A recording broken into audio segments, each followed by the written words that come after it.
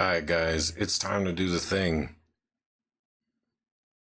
Before you all mute your mics, where is everybody? Can I get a what's up? What's up, bro? Yo, What's going on, guys? evening all. Monday night. ¿Qué pasa? What's up from Wyoming? What's up from Arizona? Represent. Massachusetts. Indiana, baby. Checking in from San Diego. Southwest Michigan. Massachusetts.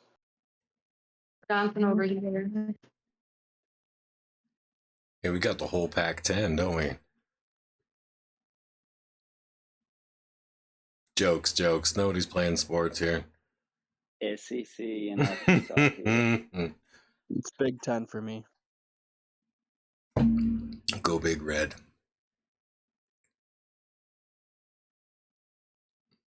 All right, enough jokes and mic checks. I appreciate all of you hitting the mute.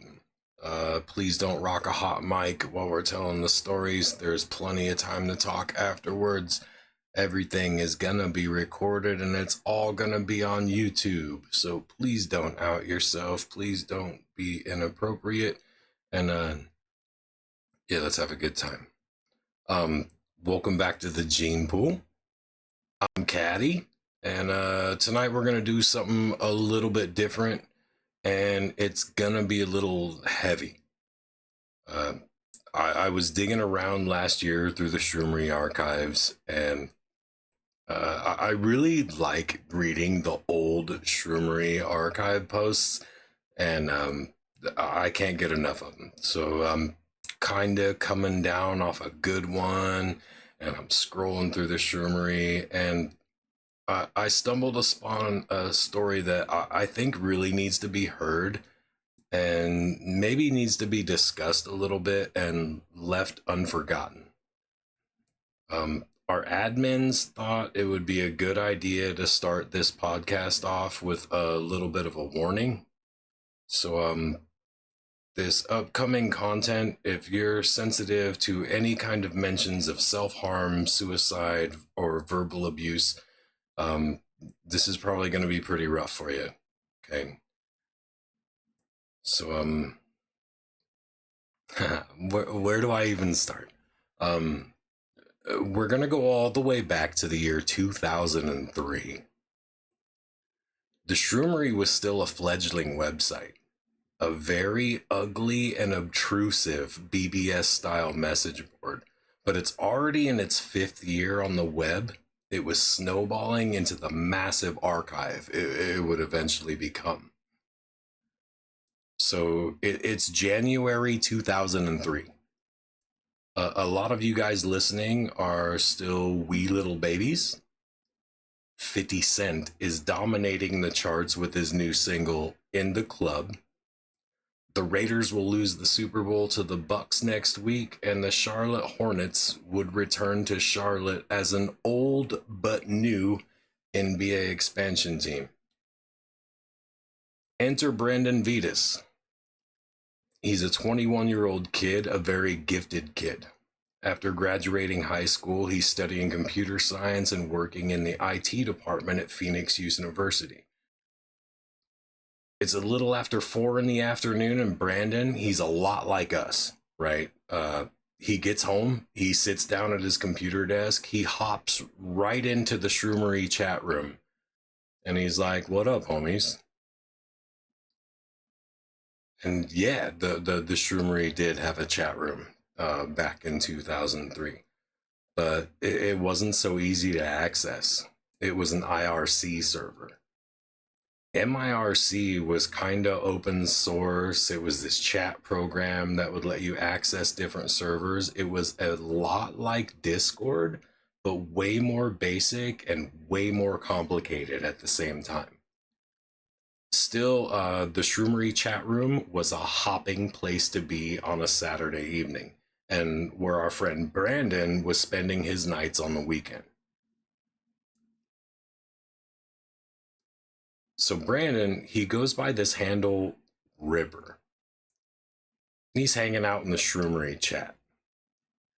He sits down at his desk, turns on his webcam, and says, I got a grip of drugs.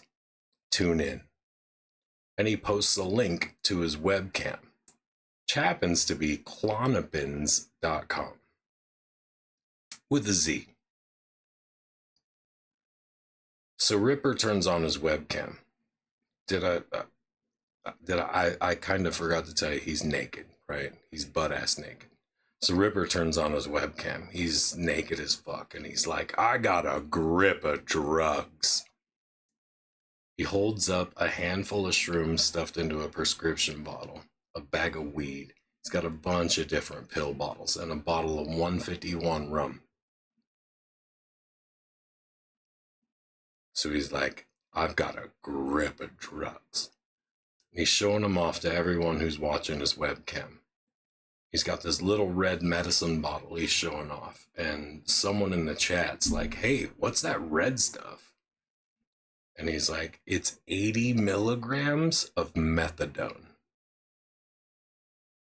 The timestamp from the chat room said 4:08 p.m. when Ripper declared, bottoms up, fellas. And he downs the entire 80 milligram bottle of methadone. So someone immediately begins to show concern. Someone in the chat room, their handle is Gurfish. I don't know what that is, so I'm just gonna call them Fish. Well, immediately this guy Fish, he's like, wait, the whole bottle is a dose? What's your regular dose? And he calls Ripper out. He's like, don't OD on us. What are you on right now, dude? So Ripper, he's still on camera, but this is 2003 choppy DSL 10 megapixel camera, right? So Ripper's still on webcam, but he replies into the chat with text. He says 80 milligrams of methadone, 8 milligrams of Klonopin, 120 milligrams of Ristoril, 1.5 grams of weed, and 4 grams of mushies. So immediately, this just galvanizes our friend Fish's concern for Brandon, and he calls him out again. He's like, don't OD on us, Ripper. So Fish is generally concerned for Brandon and trying to talk some sense into him. But it's a pretty busy chat room on a Saturday evening, and it's quickly replaced by folks cheering him on and trolling. He's saying, come on, Ripper. And it just galvanizes him. And he jumps on the webcam and he says, I did this tonight, fools. Didn't you see my bag of drugs? And one of Ripper's friends, he goes by the handle of Smoke, right? He starts in on him and he's like, you pussy, eat more. So this Fish guy, he tells Smoke to shut the fuck up. But Smoke starts in again. He says, hell yeah, eat more, you pussy. So Ripper, he downs 120 milligrams of temazepam. And that's a really strong benzo, and that's like 4 times the max adult dose. One of the chat room moderators chimes in and is like, hey, you should really get your girlfriend over there. She should probably take you to the hospital, dude. And his friend Smoke comes back with, if you die, you fucking bitch, I'm gonna feel so bad. Eat more. Fish starts freaking out. He says, who has Ripper's address? Somebody call the paramedics. Brandon was already visibly inebriated on camera, and the pills he'd just eaten hadn't even had time to digest yet. A few minutes go by, and Brandon tries to move his camera so he can lay down and chat with his friends. While doing so, he finds his stash again and comes back with his bag. This time he's met with a little more resistance, and there's now more people deeply concerned about Ripper. Dude, no. Ripper, cut it out. Don't do it, man. Despite the growing number of concerned members in the chat room, even the chat room itself was cheering Ripper on with a bot that was programmed to repeatedly say, Ripper is a gangster. At 4:20 p.m., the chat room moderator changed the topic of the chat room to something resembling a scoreboard.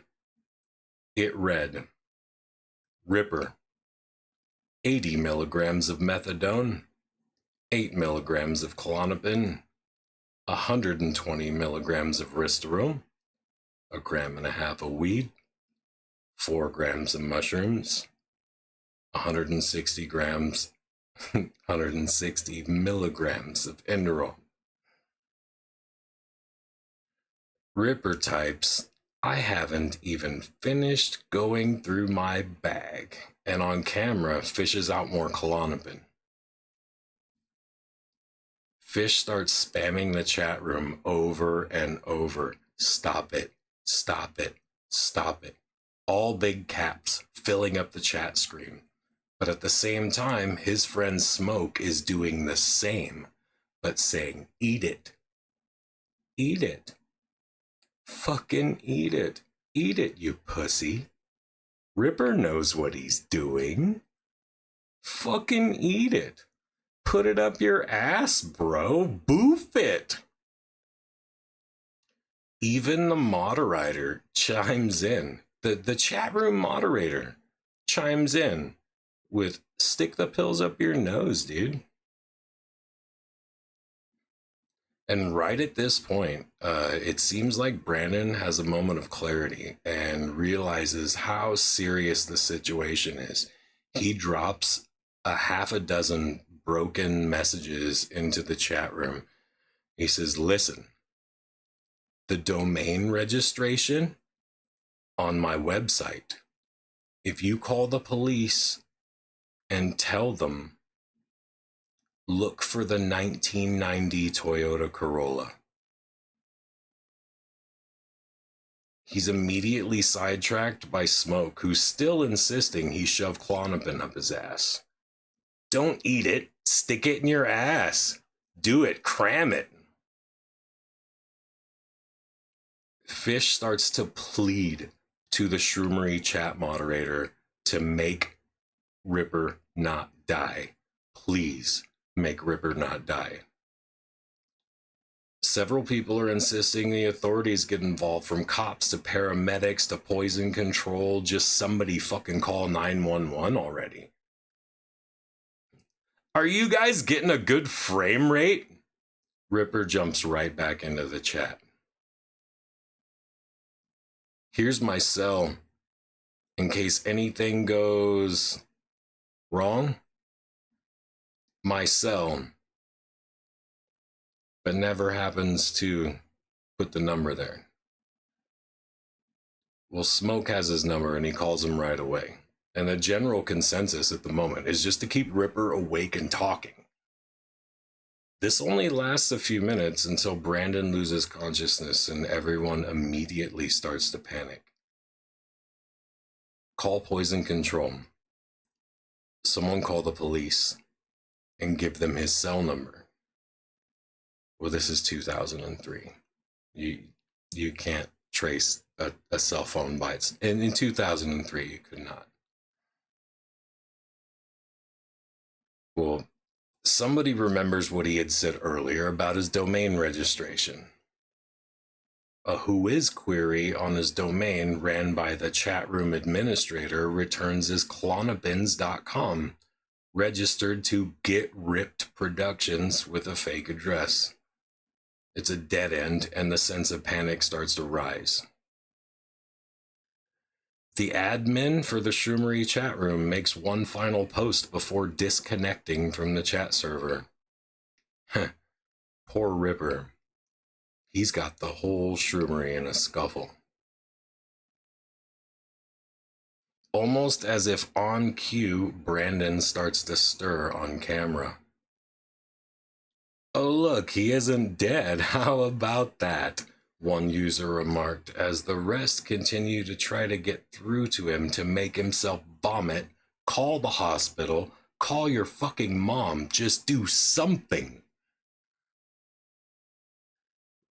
At 5:05 p.m., nearly 1 hour after joining the Shroomery chat room, Brandon sends his final message. Whoa, I'm fucking... His camera feed stopped, and it stuck on a still image of him holding his head in his hands.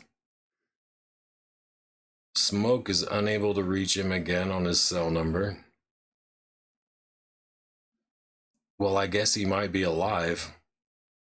He might not. I'm tired. It's been fun watching this stunt. I suggest you call poison control on him. That's crazy what he did. Almost like he wasn't just cheering him on less than 20 minutes ago. Another user chimes in, Ripper, you fuck. If you are joking, fuck you. I'm calling poison control. Good, Smoke replies. That dumb fuck is gonna die. He just passed out a while ago. He probably just did it again. I hope he gets mad, because this is a stunt worthy of us helping him if it isn't. Fish responds with some solid logic. 360 milligrams of methadone will kill anyone here. Either way, he's an idiot in my opinion, Smoke responded. What did poison control say? What if he dies? Poison control said to call 911 right now, and he is almost assured dead if we don't. Smoke responds with, you might not want to do that, but then again, I don't know. He might just be fucked up and not have stuff straight. You could really get him arrested. This is a really hard call. Y'all should make it. Good night. And then Smoke left the chat. I'm on the line with 911 right now, another user chimed in. Is this the right choice? Someone by the name The Cat immediately says no. Maybe? Fish responded, maybe? Probably is just tell them for help or something? Again, an emphatic no. Over and over, no, no, no, no.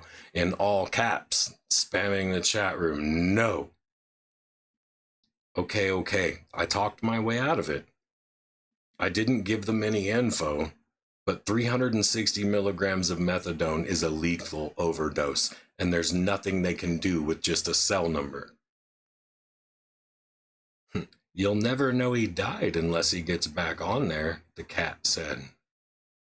Oh well. Yeah, replied another user. Then all of the chat logs get to be analyzed, and we all get to be investigated. The very last of the transcript wraps up around an hour and 50 minutes from when Brandon first joined and wraps up the conversation. Shit's gonna hit the fan real soon. Brandon Vedas would be found dead the next day by his mother, and his official cause of death declared a multiple drug overdose. His brother would go on to start a memorial page and seek justice where he felt there was none. Thor from the Shroomery sponsored an online memorial page where Brandon's obituary can be found still to this day, and a comments page that seems almost endless with hundreds of messages of love and heartbreak for Brandon. A lot of the original fallout from the incident can still be found in the archives of the Shroomery, but it can also be really hard to read. I'm going to drop some links to complete the chat log so you guys can read it for yourselves. His memorial page, and if you post, please be respectful. Like, I don't care what your opinion is. People loved him, and people still do. But I don't want to trash on Brandon, and I just thought this story was a good one to tell because I think there's a lesson that we can take from this, and maybe spread a little bit of love and awareness with it. Y'all can go ahead and turn your mics on now. I'm sorry, I didn't mean to drag us down so low. If you have any questions or comments before I try to get a conversation going, have at it. Yeah, was Smoke ever confronted for what he fucking did? From what I found personally, I'd love to know more too, actually. But from what I found personally, the dude just kind of disappeared. After that whole incident, he went on a TV show because they paid him to, and cried and tried to apologize to Brandon's mom, and then that was the end of it. That's all I know of Smoke. Shit, that fucking sucks ass. First he enables the behavior and then fucking capitalizes over it. Yikes.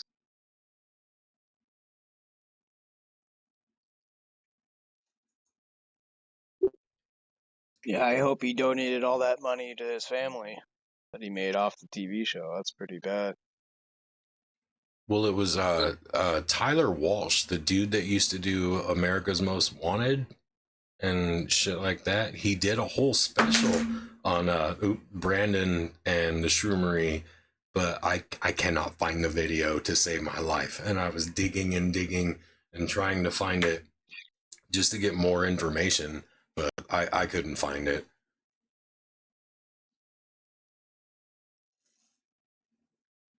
Also, do we have more information on the moderator that chimed in with Smoke?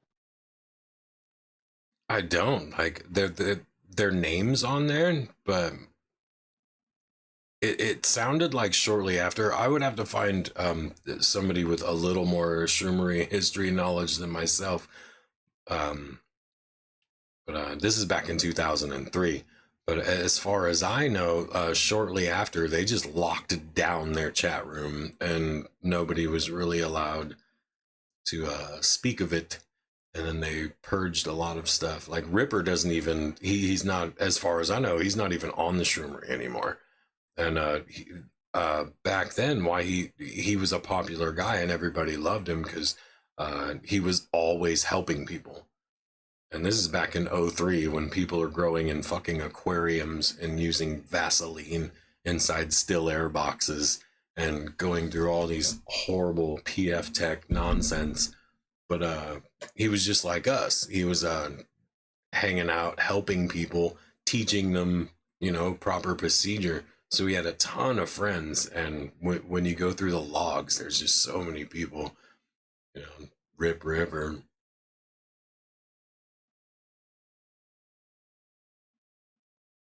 I feel bad for Ripper.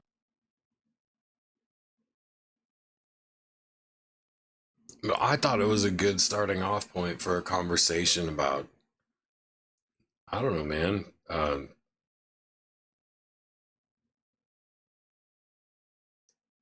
Do you think if somebody was trying to do that here in our Discord, somebody jumps on camera, starts eating drugs, how long is that going to last? Yeah. It's I mean, not, yeah, it's because we give a fuck about each other. yeah, it's a great way to talk about drug abuse, I guess. Yeah, I hope nobody does that here ever. Sounds like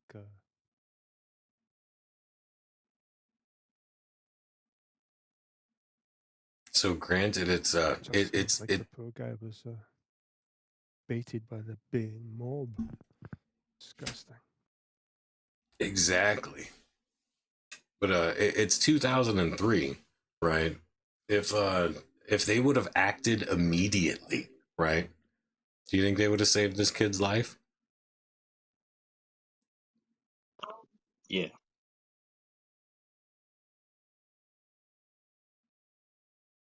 Like if the chat moderators would have just shut it the fuck down instead of encouraging it. Yeah.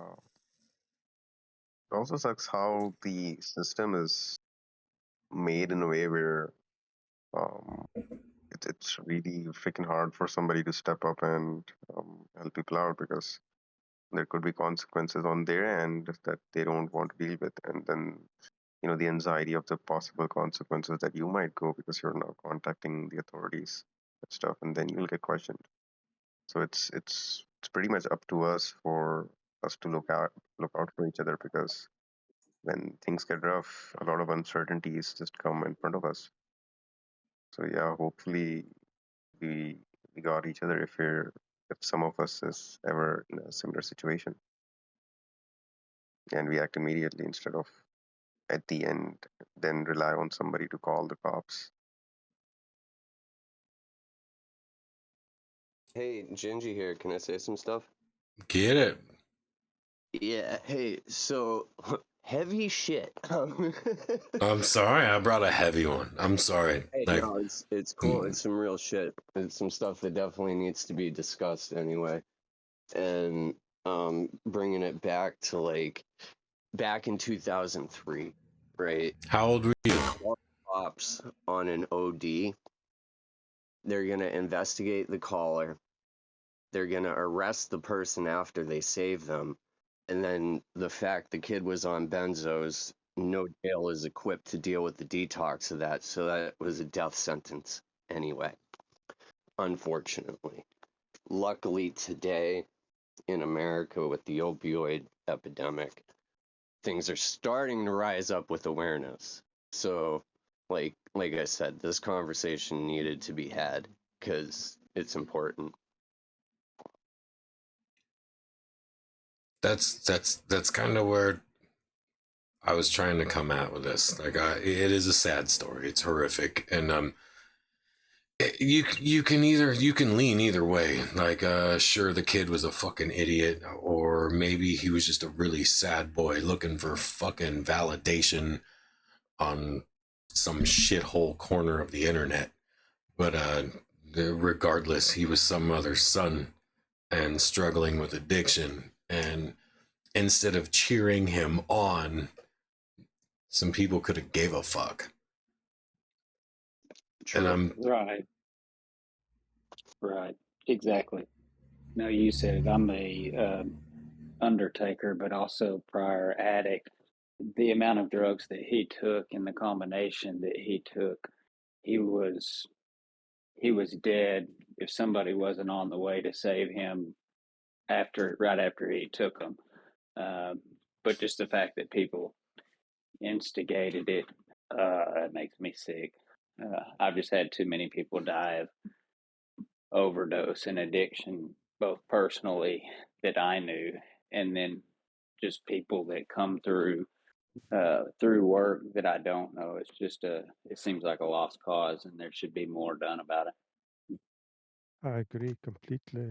It just sounds like the poor chap was baited by a baying mob of people. It's quite sad, really.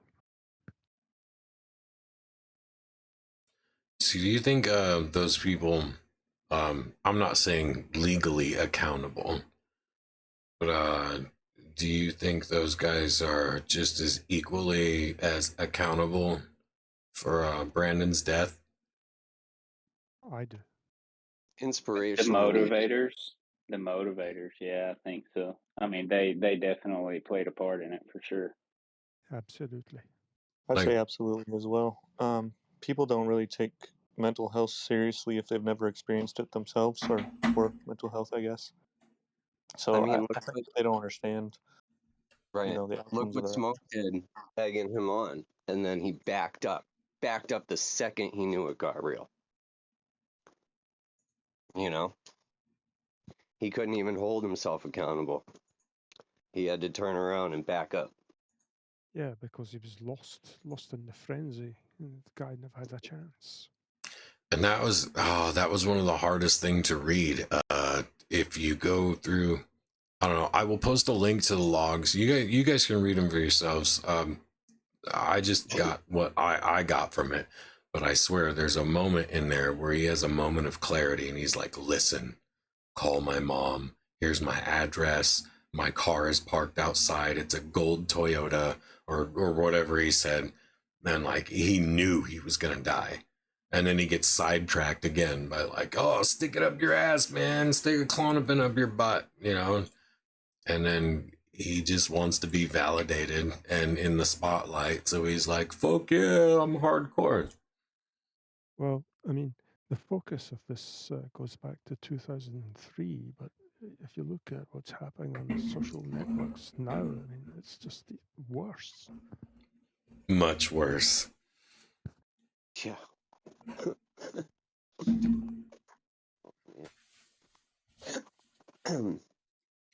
I'm sorry, I didn't mean to end on such a heavy tone. I was hoping that this would bring like a mission of I don't know, togetherness or giving a shit about each other. Even if we're just randos on the internet and you won't remember me tomorrow, at least be polite, you know? Like No, and that's what I was gonna say. You know, at the end of the day, like all it takes is one person to just step up and do the right thing. You know? Yep, I agree. I mean, every day we must see that on all the discords that we're involved in. Someone posts something, and then you may initially think, "Oh, what a fucking lame question." Then just half a heartbeat later, you could just reconsider what you were thinking before you post some nonsense. Yeah. I mean, we're all just as guilty. I mean, I'm just as guilty of being vile on the internet to people that I don't particularly agree with or align with. But I mean, for most, it's an imaginary world. We get to pretend whoever we want to be, you know. So, to some people who need the self validation and shit, they can just talk shit and it doesn't matter. It doesn't matter because it's all pretend to them. Yep, absolutely. Yeah, I also hope that we never forget while having this conversation that Ripper was at some point or at some level a victim of the thing he was going through. And right now, I think most of our perspective around or how we perceive Ripper is not from a very intellectual high ground, or if I may say, for example, let's say that Ripper was one of the most smartest people around there, right? And he he was was a too, though. high, He was yeah, studying compute. He was majoring in computer science at Phoenix University. Like the dude was a very smart kid. But yeah. That means that he wasn't completely stupid. Now he wasn't an idiot. He knew exactly what he was doing, and the consequences were right in front of him. Which means that this is more of a really sad victim going through a really shit time, and there were people who were constantly enabling that behavior as to, hey, you're going down, might as well, get some uh, validation for it. And the scary part is that I bet every single person there that was enabling it, at some point in their mind, they also knew that this person will not survive this, and they were just getting entertained out of this and couldn't, give a shit about it. well, Yeah, that Yeah, leads. that's sad. entertainment for someone else's suffering. Yep, Well, it's like Classic. that leads it's to like a another one. I don't know how many of you guys read the whole logs. It's only 2 hours of chat logs. This kid died within an hour and a half of joining the Shroomery chat room. Like the minute he joined, he was already dying. But Jeez. where I wanted to go was, sure, the kid's an addict, right? Okay, he's got his problems. He's seeking validation. Um, what happens in our community when something like that would happen? Like, would that even happen? And how do we keep? I wouldn't say like stop things from like this from happening in the future, because I mean, obviously now, I mean, we're not 90s kids anymore. This is Gen X, and they're all assholes to each other, and they enjoy, you know, being homophobic Right. douchebags to each other. But So think like, there's. Oh, go ahead. so like for me, I think, you know, I think when I think of this kid, right, I I don't see someone partying. I see someone in immense pain, you know. And if that were to happen in the cult, right, um, dude, I'd at least try to lift them up somehow. You can't tell someone not to do drugs because they're gonna do them if they're gonna do them. But you can be there for them. And yeah, I mean, I hate to say it, but most of us know each other's addresses anyway. So if this fucking happened, I'd hope somebody would call. You know? I'm thinking, if he was going online searching for validation or attention, if just a handful of people would have been like, hey man, that's not a good idea, or, I've been through that, we're here for you, and that sort of validation instead, then it very well could have changed his life and turned things around, or at least stopped him from overdosing. I've been trying to think of like how I would have reacted or how the community would have reacted. And yeah, I think that would have been the best response. It sounds like, once one person said their piece and, started egging him on, everybody else kind of joined in. Like, I don't know exactly how many people were involved, but yeah, I think if a few people would have shown that they cared, and didn't want him to go through with that, then it could have given him that validation, but in a more supportive and healthy way. Well, I would like to say Ness is a beautiful human being, but I don't see anything. I don't see anything changing in the future. I mean, you got children. Well, in America, you got kindergarten school children with mobile devices. It's just all crazy what's happening. It's really sad. It is. It's become sort of like a do you think identity it? for a lot of people. Do you think it was an Um, early indictment of social media? 100%. I think. Sounds like that. Sorry to interrupt. Sounds like that to me. Carry on. Sorry. Yeah, no, you're fine. I feel like people are so quick to like think it's a joke or it's a stunt or whatever. Just like, oh, he's just fucking around or whatever, and start egging him on, like be a part of the prank. I think in a lot of those scenarios, you got to take it seriously off the rip. I'd rather be wrong and it be a stunt, but I tried to help than be right. You know what I mean? yeah, looking back and, being like, geez, all I had to do was at least do my part, at least, express that I wasn't comfortable with him doing that. And then you don't have to live with any regrets or any sort of guilt over what happened. So yeah, definitely at least doing what you can, sharing what you believe to be the most honest, your most honest feelings about it, I think, is the bare minimum, and that's what I would have done.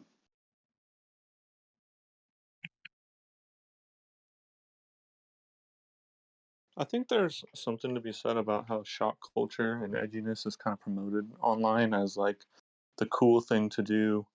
I mean, obviously we don't think it's cool, but and oftentimes, people try to get the most shock or be the meanest because they think it's funny I It's think that that kind of thing low needs to be IQ humor. prevented. Yeah.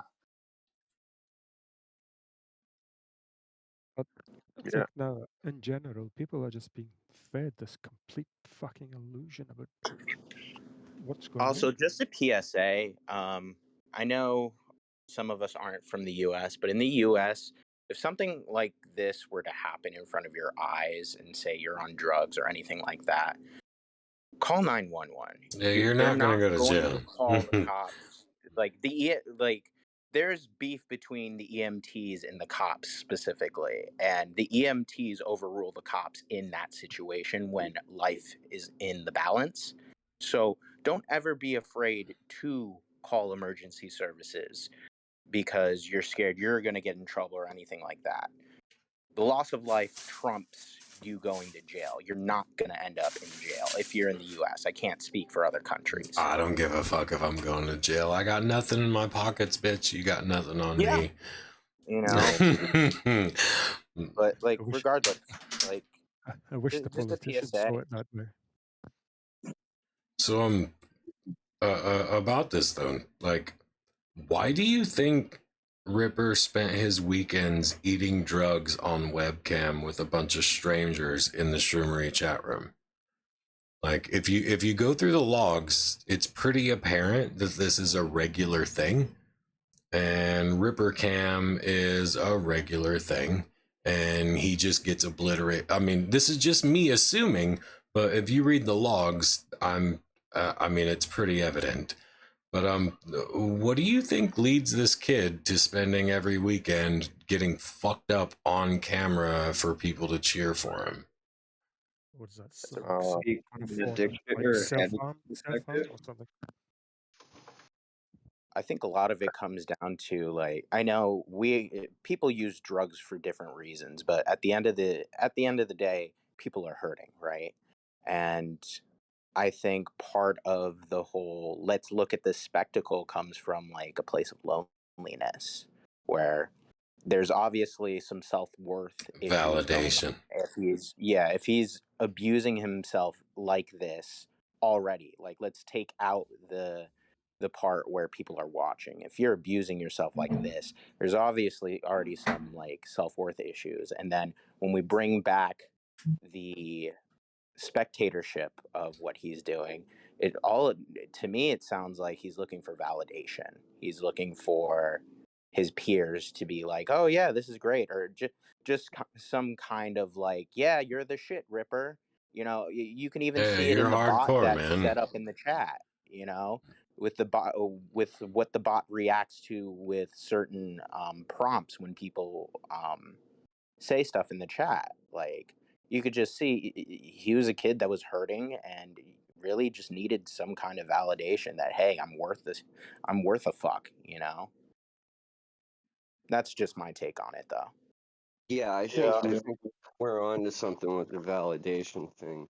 Like, if you take the drugs out of the picture, right? You take into account, again, 2003. Being able to live stream was pretty new. So, Oh yeah, yeah. That's you know, a Logitech think, fucking 5 megapixel camera. right. So, like, think about the rush alone from that. He was already getting off on the fact that people were watching him. Now you add in the spice of the drugs, something he already was doing. And you're 21. Right. It ups Even your if game. he thought that shit was bad, them validating that it was good was just bad. And Right. Because I used to be a really bad addict, and that was the kind of thing that I was kind of like promoted to, but not on the internet, so to speak.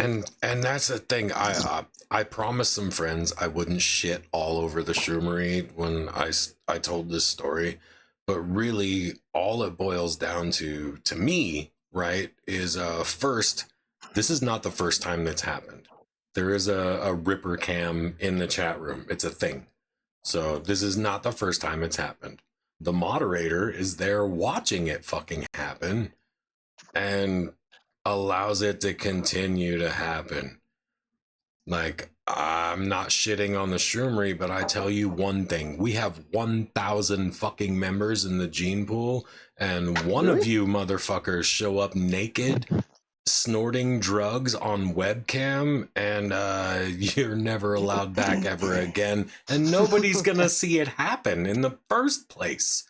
Like, why And the for a fuck? second, Why let's were they also allowing this in the first place? Like, I'm sorry, let's also Pasty. look I think a big what part of it too is that like the validation was being given, like he was getting the validation. I think like communities like this, like the gene pool and others are like, all it takes is us to remain positive and not give that validation and to reach out to prevent things like this from happening, even if it's only one time or two times. It's making a difference. I can't imagine what the motivations of all the other people were. I was thinking about what Ripper's motivation was, but because I'm sure there's something deeper there. Like, I'm thinking, sharing this really deep, dark part of yourself with others kind of creates like a quick, deep bond. But, like, what could be the possible motivations to um, respond to it in the way that they did?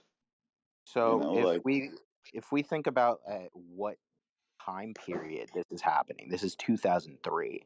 So this is the dawning of the The internet. age of So That's we're before all Aquarius. social media. we're still just a bunch of monkeys, right? And we just got our hands on this thing that we can't even Shit, I was begin to 21 imagine. in 2003, baby. We can't even Eh. begin to imagine what this thing we just created is going to be capable of. And now you're telling me that I can see someone basically offing themselves with their own drug stash from whatever part of the world I'm in if I just have a chat room link. So I think a lot of it is like coming from a place of novelty, a place of like the bystander effect, and it's such a shit show that it's one of those things where it's just like it's such an insane thing that's happening that you can't avert your eyes. Not that I'm taking away their own responsibility from what happened in this situation, not at all. But On I think the times definitely played a part in what happened here as well. well, yeah, on that no- that's no, on Do really that you good. think? note, And Do you think if that were to happen now, like in 2023, 20 years later, that type of thing would still have the same outcome? I feel like that I Fuck feel like it'd be no, different. dude. I would It's Fuck totally no. different now. I feel like now they'd track you and you'd be getting we'd like arrested. to Like, think we would I like yeah. to think think I think it'd hopefully. be the opposite, and we'd be roasting Mm. you. Like, yeah, what the fuck is your problem? Are you okay? Do you need a hug? Like, Yeah. on that note, I wonder where AI is going to lead us to next. I fucking hope Yeah. so, dude. I hope so. well, I was thinking about, like, I've heard stories recently of people, I don't know if it was on like 4chan, but I'm sure there's still certain circles where people, say they're about to go do something reckless and it's encouraged still. Oh Um, yeah, there was that Discord kid that fucking murdered his whole family live in his own Discord or some shit. Not so like holy last shit. month or like What was the fuck? planning it for a long time, and a lot of people watched it live and cheered him on. But we're not that community. That's not that's not the talking point I was trying to lead us on. I think it's good that you're bringing this up though, so that we can talk about it and sort of further. Because like I said, the whole time I was listening to the story, I was trying to like get in that headspace and think about how I would have reacted or what the motivations were. So I think it's great that you're starting this conversation so we can be a little bit better prepared if we ever Well, run into it. and the craziest part Yeah. about this conversation is like, I love you, Ness. Like, we're homies. We've been pen pals for a minute. We've traded cultures. We're homies. We chat. And like, if you hit me up tomorrow and you were like, dude, I'm broke, I need gas, I'd send you $10. But like, if tomorrow you hop on my webcam and you're like, oh, I'm gonna eat 14 Klonopin, I'm probably calling the cops because I got your address. Like, Sure, for sure. I appreciate that. I hope so. And yeah, I hope you do the same for me. I'm not going I to think be doing that because I don't have access to that many Klonopin, but just kidding. I think one thing to Maybe a add, which great is gift. I think is important right now in North America, the number one cause of death for males age It's suicide. 18 to 40 is overdose. I think suicide's second, but age 18 to 40 of males in North America, that's the number one cause of death by far. It's fucking crazy. How many of I've those heard this. folks that died were diagnosed with trauma? I would say a lot, but I would say a lot are also like just recreationally trying a drug and then it's laced with fentanyl and then they overdose and fucking die. Or you break Shit. your leg and then you get some Demerol and now you're addicted to fentanyl. Yeah, if Yeah. you want, if you want to watch something crazy, it's called Painkiller on Netflix. Just came out. It's about the whole OxyContin, the whole thing, and about like super well done, famous actors. It's like it's holy shit. Really puts it in perspective. I think Yeah, I was younger when that was going around, the OxyContin, and I'll admit that I took it at the time, and there Yeah, was, so did I. there were, I mean, I didn't even know anything about it, but as you can see in those shows and stuff, they were saying like a less than 1% addiction rate. Meanwhile, it's like Yeah, one of the most potent, yeah, it's, you know, Yeah. oh yeah. Yeah. Oh man, so I remember being 19 years old. I hurt my leg. I had to get 70 stitches in my leg. So I was on OxyContin for a month. And then after the 30 days, I stopped taking it. I tell you, man, I was like thinking about asking my buddies where they could get some and like who I could ask and like, Oh, to bro. find more. I remember thinking, sitting there like, holy shit, this is what it's like. This is what, like, I could totally get why people fucking can get so easily addicted to Absolutely. that because it Absolutely. was fucking, like, I actively actively like looked for it on the black fucking market. But thank God Like, I didn't, because that could have like changed my whole life trajectory, right? if you ever smoke the yayo, you'll understand why, like, you know, it's easy to get Yeah. carried away. yeah, you don't know you're addicted until it's too late most of the time, Yeah. or people, I didn't, I'll admit that. I So I actually, got a story.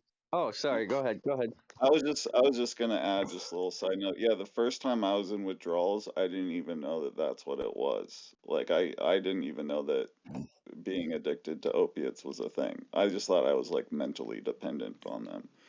But anyways, Yeah. So back in the day, actually, probably around 2004, like 2003, 2004, I got into OC 80s, specifically 80s.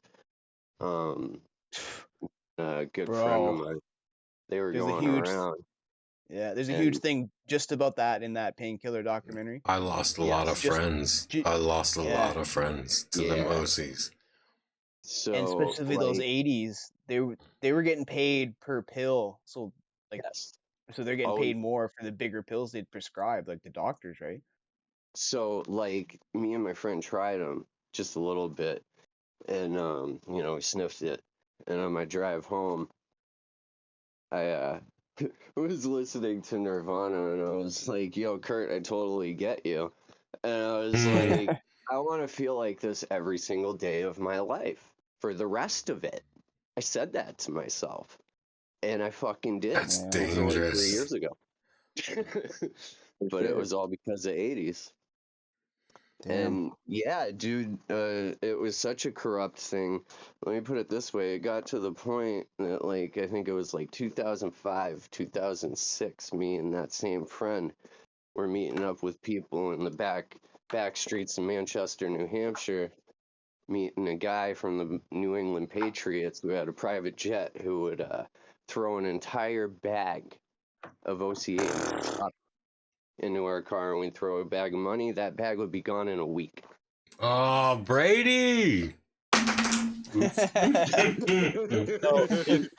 know what's another really reckless thing about the OxyContin is, in my experience, so I was basically hooked on those and like a few others like hydromorphone.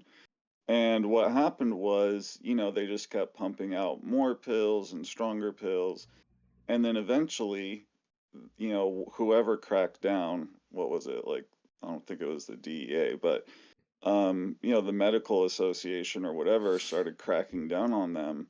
And before you knew it, there was like none left on the streets. Yeah, they started And holding so, doctors liable. yeah, and so next thing you know, they're either, As they should. Mm-hmm. Yeah, but then what's left? What's cheaper and possibly more accessible? Yeah, but then they just Hey. changed it. It became Opana after OCs, and then like Yeah, and then you had to like microwave them and shit. On that same note, some doctor gave Brandon enough methadone to overdose. Yeah. Yeah, what the fuck is up with that? Like, that was his legal prescription. Like, he brought that home and then drank it all. Same with the Klonopin. According to Wikipedia, I'm not going by absolute scientific sources here, but according to everything I can find, that was all Ripper's meds. Like, he was prescribed Klonopin and Xanax and methadone, and he just drank his whole month's supply in an evening. Who was this fucking doctor? The neighborhood plug? Fuck. Back in the United States, back in the 2003, you could get a prescription from a doctor and then go 10 get different doctors. go get a prescription from another doctor, and then you go get a prescription from another doctor, and then go get a prescription. They just like started fixing that like a few years ago, where you couldn't get 10 different prescriptions for Adderall from 5 different doctors. So awesome. Holy shit. Here, regardless of how many prescriptions I get, they won't give me my prescribed drugs unless like an old dude goes instead of me. And if you're old, you don't need a prescription to get any drug you want. So like I'll send my dad or somebody to get me Ritalin or you just walk into a shop and get it. Yeah, he'd do it. Even if I'm like accompanied by a doctor, they'd be like, "Yo, you're young. You're young, and I bet you're broke too. So I'm not sure if I should give this to you." So what I did was I just mailed the supplier, and now I have like an endless supply of Ritalin on me. Shout out to Firefly. Or rich, if you're rich, you can get your hands on it too. But that I kind of think speaks to the fact that that whole like greed grab with OxyContin, I think kind of ruined the whole climate for prescribing, opiates that can be really helpful, or even benzos that can be helpful for certain people or certain situations. And it really fucked up us ADHD kids that need a prescription for a Schedule 1. Yeah, and before you know it, that's going to be all fucked up too. They're going to crack down. Well, maybe not, but I'm thinking, shoot, then they crack down on that, and kids start, going out and buying speed or something. I did do that. When we were having this fucking, I'm still on a hot mic. Fuck it. When we were having this, we had an Adderall shortage, right? And I was going on 2 weeks without my meds. I'm about to get fired from my job because I'm a manic fucking maniac. I went and bought 10 cents from this kid, and I was trying to microdose real like dirt amps. And I started at like 0.12 of a gram, and like that was perfect. Like that was like, there we go. There's my Adderall. Like I can make it through the day. And it was just like anybody could have foreshadowed. I was just like and then my wife's like, you need to stop and That's go back good to you like have that. Yeah, that was my plan B to get like some nice meth. You If I you can find it in here, but then I it did. if I you did. have ADHD, you cannot microdose amphetamine to make up for your Adderall. Do not do it. Don't try to do it. It will just lead you down this horrible fucking path to pain. Please don't do it. It Speaking from opened up. experience, It opened up that even possibility in my as brain much that was being willpower as shut. you think you have, that I could just tiny microdose amp until I can afford my Adderall prescription, don't do it. It'll just set you down the wrongest path ever.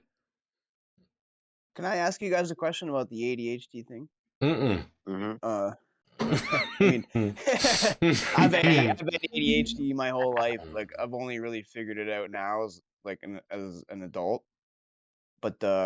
But my son, he's 10 years old. He's got ADHD bad. How bad? Pretty bad. He's really behind in school. Uh, you know. What can you But get it's him to focus on? Is there well, anything you can get him he's to hyper focus on? well. I mean, put Fortnite in front of him and sit there for fucking 5 hours, no problem, How right? about Legos instead? Yes, like if he's doing something he's interested in, like Legos or sports, or that's different. He can do that, but like the classroom setting, like he's. But what I was getting at is like so we've been 5 days of the week we've been giving him Ritalin, and I'm well aware of what it is. Yeah. Yeah, eat one of And those. Eat one of those and then give them to your kid.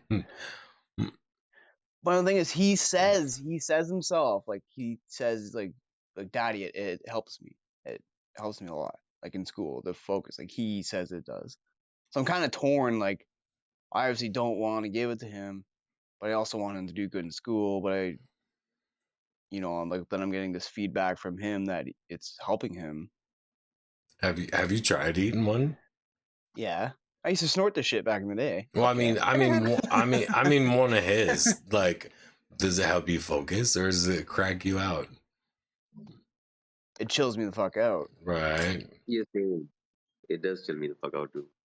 It does, like it helps like collect. Like I probably got 1,000 things going on in my brain at once. Damn. I'd attribute it to putting the 1,000 down to like 100, so like you can kind of, you know, not so all Yeah. over the place. But I just wonder what you guys' Uh, opinion on that is like having Well, like a I child and I'd Dude, like to share something it's about that. weird and it's hard to fucking like yeah, quantify because like I take 60 milligrams of XR Adderall every day. Like that would keep you up for 3 days. Like me, it just gets me through today. I think that so many kids having trouble. I mean, I truly feel like there's not even. I never hear. Okay, I don't see kids that often, other than like my niece and nephew, but they both didn't do well in school, and yeah, I think that that's pretty common these days, and I think it has a lot more to do with attention span. You think about like video games, we're talking like quick, fast flashing lights, loud noises, all this stuff that's really easy to distract you. yeah, So I think it's more about the culture and the climate in schools and the fact that probably half of the class isn't paying attention or they're on their phones or mm, whatever. The whole mm, environment, I don't think, and I'm just guessing, but it's just the sense that I get, isn't super conducive. Perhaps the teachers don't feel respected or paid appropriately. or even And engaged. yeah, or even getting engaged, and then especially after COVID, and kids having to do the online. I mean, it's just so messy. Yeah, To be completely honest with you, I think that I would like to actually open the conversation with everybody about therapy and possibly getting like a counselor or a person to find out the deeper issues that might be going on. you know, and why Yeah. perhaps the attention span is short. I'm personally in therapy. It's helping me out a great deal. I have generalized anxiety, social anxiety, Mhm. and that's why I took the opiates in the first Yeah. place, was to deal with my anxiety and stuff. So yeah, I'm What's just good curious what is everybody thinks because I think that therapy gets kind of a bad rap. Like I really don't hear, yeah, especially I men, agree. talk about it very often. No, we So I gotta don't, be tough men and bear your right. feelings and don't talk about it and I mean, you hey, I know. watched every Andrew Tate interview and it didn't help me, and I just couldn't figure out Oh why. my You were god. looking at the wrong place on that. I went to the gym, you know, I got a girlfriend, and it just didn't work. um, No, but yeah, so go for it. so with a lot of folks with ADHD, the reason there's a pattern of folks looking for constant dopamine related tasks, which basically is their Dopamine. interest, is because when you compare them to the neurotypical, they usually have a lower percentage of average dopamine compared to them. So that does enable a So we're seeking it. We're seeking yeah, it. yeah. So it's naturally there where you constantly have to do a certain task, and so the person whose kid was on Ritalin, you said Mm. kids on Ritalin for 5 days, and the kid isn't on Ritalin for 2 days, which is That's a right. the 2 days. Which are those? Are those the weekends? Yeah, and it's White Rose, by the way, Mr. Sackman. Nice to hear your voice. What up, White Rose? What's up, man? That's Yeah, right, it's Sorry, a I'm robot. gonna That's turn my mic off because I'm getting kind of drunky. I'm gonna just. Hey, Ellie, I get that too. yeah, he's off of the Ritalin on the weekends. All right. And we do have him, we're getting the money together for it's called a psychoeducational assessment.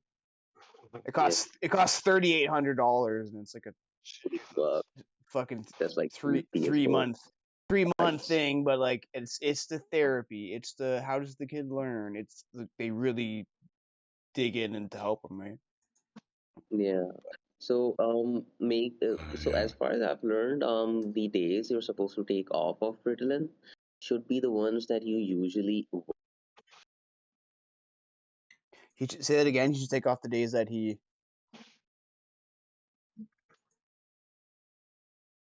Think we lost him. Did we lose him? He's gone to karma.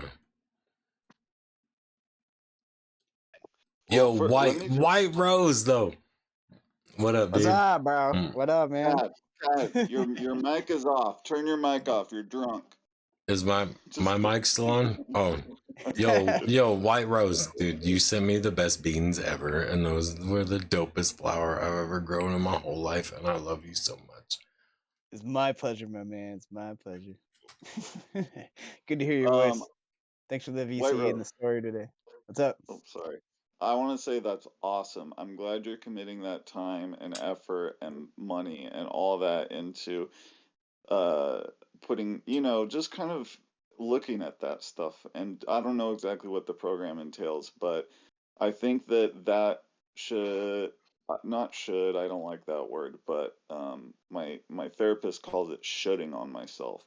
But no, I think that's a good solution to like look at things a little bit more deeply and figure out what's going on. Like another one Yeah. that I think, yeah, sorry if you have Thanks, any man. thoughts No, I on that. know. Yeah, no, I just say I appreciate that. I really do. Because like I'll admit that I'm currently on Suboxone, and Mm. I think that that's one that kind of gets a bad rap as well, and that people who use it, you know, are usually quite you know, endorse it and think that it's great and everything. And I do in a sense, like I definitely don't want to be on it, but I don't think that it hinders my day to day at all. But at the same time, I also am working with a psychiatrist who's helping me um, get off of benzos, and I've reduced by I'm taking like a tenth of what I used to take, and Nice. Yeah, and what she did though, my psychiatrist, is she's like, look, I'll help you, but I think it's important that you do it in conjunction with therapy. And so all these things, and same with my Suboxone, like I see a drug and alcohol counselor, drug and alcohol specialist doctor, so I have this kind of support system that helps keep me accountable and makes me feel like, I'm doing everything that I can, the best that I can, and that I have a great support system as well. So yeah, I just think it's more multifaceted than, and Yeah, for sure. Then like the traditional approach is just here's a pill, here's the band-aid meditate. here's the band-aid basically, and you Bro, just medicate Ness, it. we got your back, dog.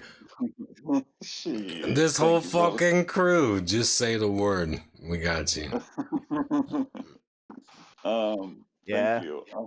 Yeah, no, and I have a great support system. It's called the Gene Pool on Discord, and they're really great guys over there, and they always help me out as well. So yeah, I don't know. I think that's the whole thing is, yeah, don't go straight to the medication, perhaps. I'm just speaking out loud, not telling you what to do. I also think that it's great that he's just doing the 5 days a week, just during school. But that's my general thoughts. I'd actually tried to take. I went to college, and the school was just really, really challenging, and I wasn't doing well, so I got put on Adderall, and yeah, it cracked me out. I couldn't even take like a quarter of one. They were like the orange stop sign looking kind of ones. I couldn't even take a quarter without like grinding my teeth into a nub, so they just weren't No. for me. They didn't work for me, and I Up all wasn't doing night well in doing school next week's because homework. I'm not smart or I have ADHD. It was just because I didn't like the school or the teachers or the environment or anything like that. So, yeah, that's my I experience. I have a Thoughts? feeling that school never liked any of us. Like That's true. Yeah. everyone that's in here, there's at least 30 fucking people in here live right now. But like I'm pretty sure school never liked any of us. Well, I've been on Adderall since I was 5 years old, and I'm about almost 30 now. School is all I know. I'm a PhD now, so but yeah, Did definitely get that assessment. That's what you need. That's what I did got when I was around 5. did being on Nice. He's and he's actually like he's a few years behind of when he should have had this assessment. COVID fucked him up too, right? So it's like, you know.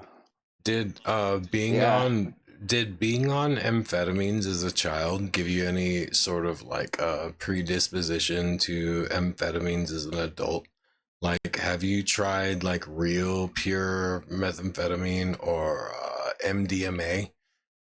Um, my experiences is I've had a addiction at certain points, but never like physically like dependent. Like I can try it once and never go back kind of thing. Like I'll seek out dopamine experiences, but one time kind of rush kind of things. Have you ever done like a really heavy dose of MDMA, like Molly, ecstasy? Yeah. What uh I am also severely ADHD. Like describe that to me. Like, did that help you or did it just scatter you? Actually, it made me understand my emotional states better later on. Like, Oh my god, yikes.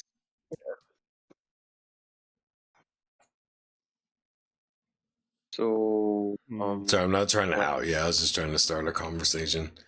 I find them hard to I find them hard to compare. Like I find it hard to compare like a more mild amphetamine like a Ritalin Well, versus like a what I want to doing actual like I ecstasy want or like I want to amphetamine. talk to more people that have been doing amphetamines since they were a child, like me. I've been doing fucking methylphenidate since I was 7 years yeah, old. also I've is been doing fucking methyl diffin high whatever fucking Adderall is since I was 9. Like I fell into a little bit of methamphetamine when I was 20, but I mean I don't do that anymore because I'm not a fucking idiot. But I think that like eating speed as a kid kind of leads you into this gateway of eating speed as an adult. I mean, I'm still on Adderall, but then I also was And me doing the too. 1 day Adderall, and then the second day Ritalin, and then Adderall Ritalin.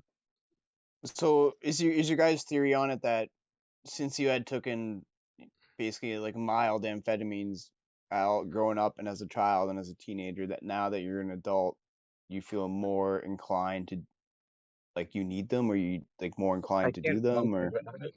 Well, yeah, yeah.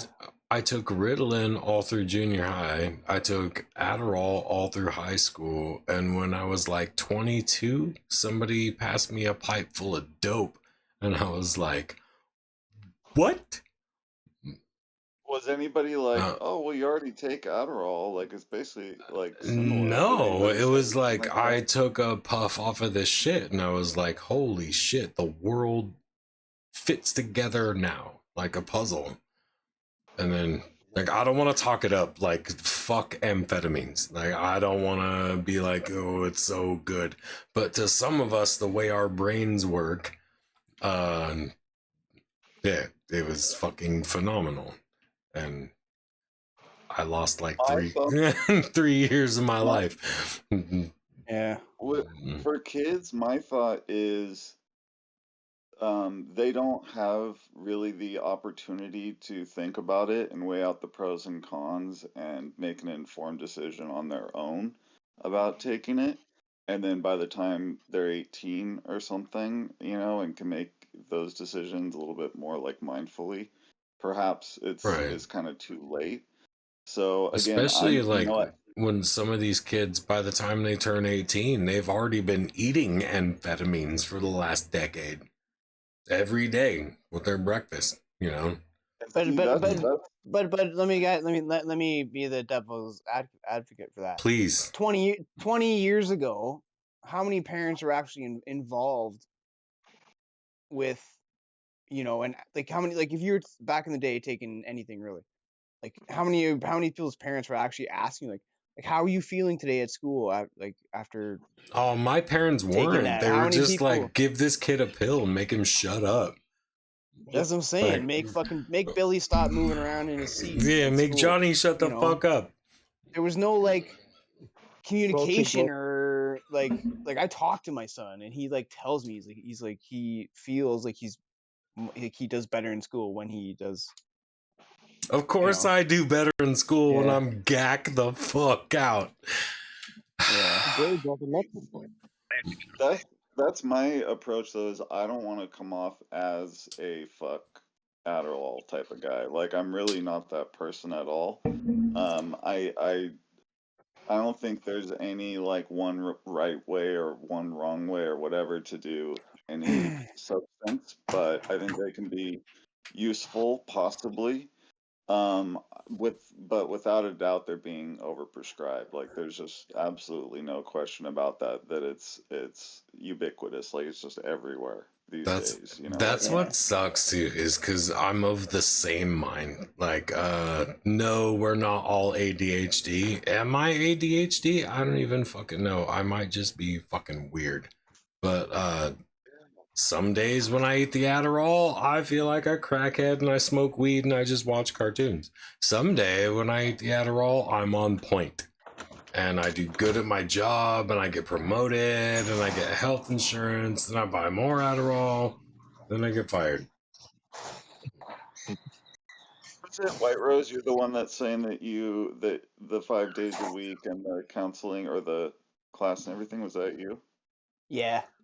Okay, I just want to give you credit for all the effort you're putting in. It sounds like you're really focusing on your son's needs and what he's going through and what works and what doesn't, and it sounds like you're putting a lot of time and effort into it. So, Yeah, like that's what I props never for had, that. right? I wish somebody gave a Same. fuck about me at Whoa, whoa. 25 years ago, right? Like, yeah, Absolutely. no, And Word. don't I don't get that a lot, so thanks, man. yeah, that's something I kind of resent my parents for, is like they never really, like my dad was kind of like you just have to work hard. Like you just have to go straight into like hard labor as soon as you get out of high school. And my mom was kind of absent. She was actually the person who introduced me to opiates. She was taking them while I was growing up. And so I kind of resent them for not really like seeing what I'm good at or interested in and encouraging that type of stuff.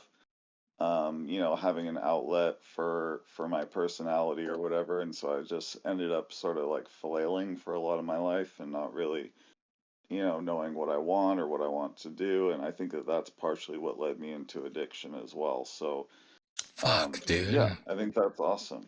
I want to hug you, Ness. Thank you, brother. I mean, I'm good. I'm really good. I'm really happy now that I've kind of got my shit together. Nah, I just mean like sames, dude. Sames. I want to give you a hug. Okay, we're on that vibe on that level is what you're saying. I want to get a little closer, if you know what I'm saying there, Cadaverous. I wanna slap that ass. I am hung like a ghost. No, this is great though. I appreciate everybody chiming in. I'm wondering if there's anybody that hasn't talked yet who wants to share anything. What are we down to? Like, I'm stoked because I was trying to start a conversation on like loving the people in your weird online community full of people you don't fucking know. Like, I don't know none of you motherfuckers. If you turned your camera on right now and was like, I'm gonna snort all these drugs, I'd be like, no. Right? This motherfucker. Oh my god. I love you, Zach. I'd recommend you just take a little bit of mushrooms and you'll be just fine. That's all you need. Who was talking about CDs though? What was that? CDs? CDs? These nuts? These nuts, yeah. This motherfucker. No, yeah, I mean I would step in for sure. And hey, we should almost be willing to share other things that's going on in our lives and kind of because I think a lot of us still hide what we have going on or struggles we're going through because we're like, oh, we write it off as like, oh, it's just like an internet, friendship, like they don't really care or they're busy or whatever. And so, yeah, I think we should all. Yeah, I'm close. Dude, I'm like Kadab was just saying, I'm closer with fucking people on Discord than my own real life. Way closer. Same. And at the same time, I don't care, and I am busy, and I have my kids, and I got my wife, and I got my job, and I got all this and fucking. But you know what? You can vent at me, dude. You can. If you really want to vent at me, I ain't gonna laugh at you. I ain't gonna fucking screenshot it. I ain't gonna share with nobody. Like, if you need to vent at somebody, hit me up. I probably might not reply right away, but I'm not gonna judge you. I don't give a fuck, dude. Off here and there. Yeah. No, Sam. I'm here for anybody who wants to talk. I really appreciate the gene pool and everybody in it. Just a great group of people, and I think we should have more intimate discussions like this. More intimacy. Yeah, agreed. More. You dig. That's intimacy. Well, speaking of the pills too, I broke my ankle 7 days ago. No. Yeah, and the doctor. What do you think the first thing the doctor said? Fentanyl. Do you want some pain pills? Do you want something for the pain? You don't want something for the pain? I was like, fuck no, fuck you. Don't keep that shit away from me. So I just fucking took mad Advil and just fucking roughed it out. It's better now. It's been a week, but like, I'm glad I didn't cave and like, gets whatever. Yeah. No, they're throwing it at you. It's just right there. All it takes is one word, and you turn it down. That's pretty awesome, man. And that, yeah, I know. Yeah, and people forget that the doctor makes money off every prescription that is written to you. And Yeah, even if the they can brand. prescribe you something, say you need it for the next 30 years, guess who's getting 30 years of payments? Your doctor. It's fucking gross. Like, I'd rather go I'm to my local. always Well, yeah, because if you're on that prescription for 30 years, you need an appointment every 90 days to get your fucking renewal. And that's Yeah, if you're getting why breast they milk for want 30 you. years, then got Alzheimer's. yeah. Dude, my wife is such a gangster, dude.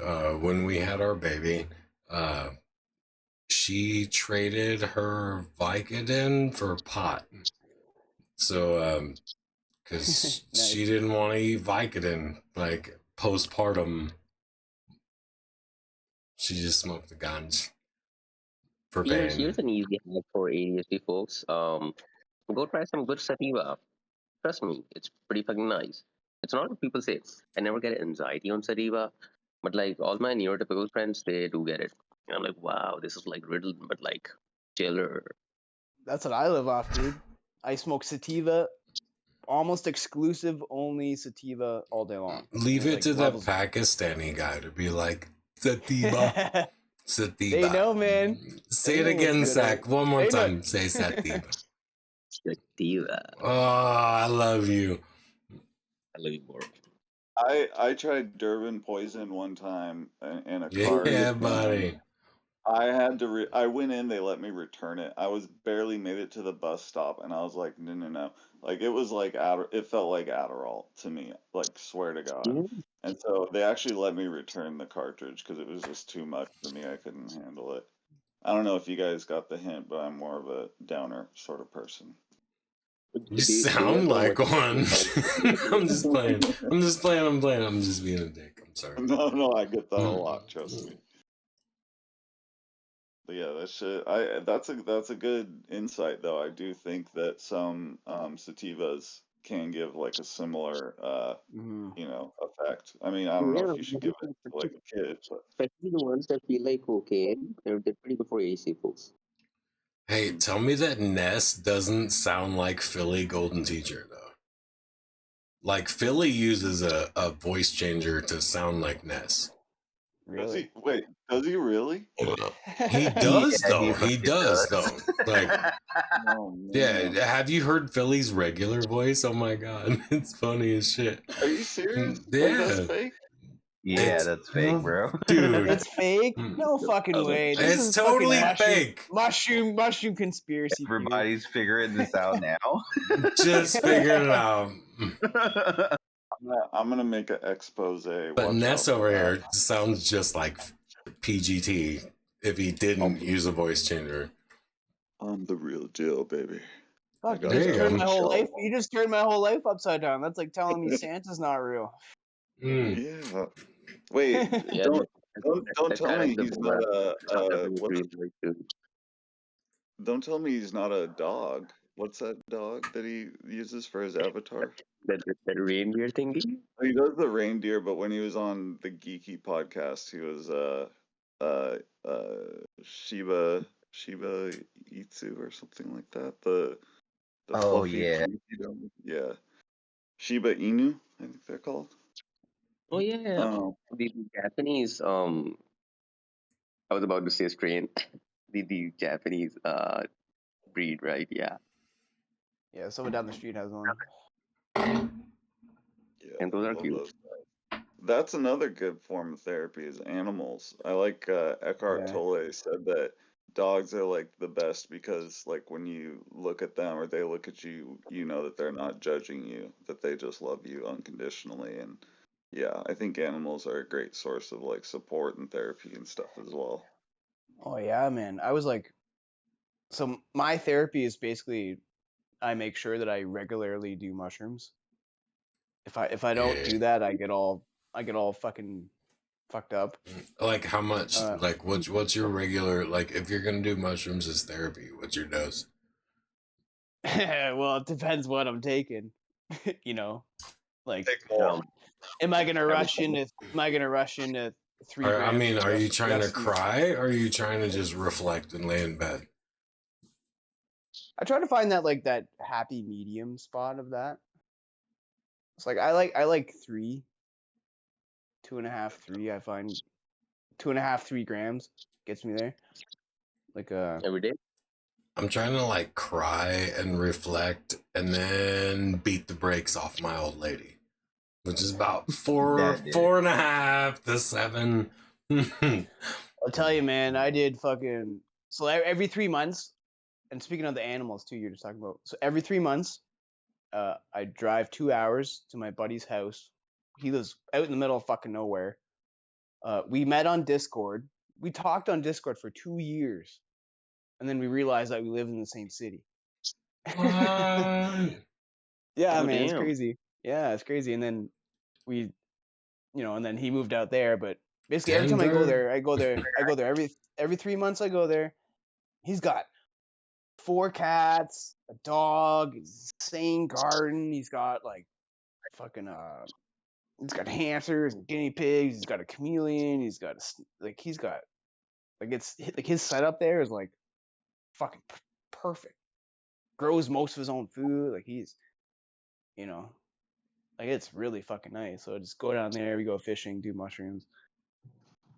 Getting out of the city too. I don't know if you live in a city. I live in like a suburb, and I don't take Yeah, I do. mushrooms during the day usually because it's just like too much going on outside and the light and everything. So kind of being shut off from the world is, I think, really helpful Oh for yeah, mushroom. for sure. You know. That's why I like doing it down where he is, because like he lives in a super little small town, and like it's just really quiet and peaceful. You just listen to the bugs and the animals, and like just it's really calm. You don't feel like the stress of like the city. Yeah, So or distractions, or yeah, possible. I definitely don't want somebody to like knock on my door or something when I'm tripping. No, the last thing you want. Last thing you want is like a confrontation or like Yeah, authority figure. I love tripping exactly. the cicadas. That's my When I jam. tripped it for the first time was I get cluster headaches, so at least once a year. Yeah. They Damn. I help tell you you with though, that. I did two. We did for the first time we did the rusty whites that I grew. Those are sleepers, Holy dude. Yeah. fucking shit, dude. Oh Yeah, my god. even We only me, took 2 dude. grams. 2 grams of those, 2 grams, and I was like, holy fuck, thank God we didn't take more. It was fucking intense, man. Does The anybody crazy do part like? is rusty whites don't bruise. They don't bruise at all. So you're like, oh, Weird. look, it's a handful of straw. It ain't nothing. I know. I It's thought I did something nothing. wrong. I And thought I then did something and wrong. then you eat them, and then like now I'm pooping my pants in the hallway. Like, Yeah, dude. The last time I took them, I was the only other time I took them, I took 0.6. I was like, oh, I'll just take this and I'll go to the grocery store and do a grocery. Fuck no, dude. Like halfway through the grocery, I was like, just bailed my card, like had to leave. time to go So let home. me ask, was it like a smooth trip though? Like so possibly like intense, but like loving and chill. Because Yes. like with Yeah. apes, it's So like so sharp and intense and like fast and like kind of speedy as well. But yeah, I find that apes are like Cambodians, where like they don't fuck around. They're just like they hit you hard and fast, and it's just like a sustained fucking high of intenseness, and then it's like yeah, drops off like a cliff. Like the rusty whites are like it felt like balanced, like you get the both of uh you get the both worlds, which is I feel like because it's a cross between penis envy and albino golden teacher that has that like yeah, and so like it has that like grounding kind of warm feeling that like a really good golden teacher would give you, and then crossed with like the good visuals of like a penis envy. So it's like I think that's why Patsy first did that, because it was like because I find not every strain of mushroom to be balanced like that, right? It's either like I kind of like the they're really rough come up Like I I like the fucking one that's hate got my that. head hanging. I'm drooling out my mouth and fucking. I'm just like, Fuck. when will this Chuckles. stop? It'll never stop. And then That's boom. Like dude. I That's love that. I love the I hate. fucking I really see. rough come up. Like, See, I'm not like that. and then The once it's rusty over, you're rusty like, whites are oh, like where'd it that. go?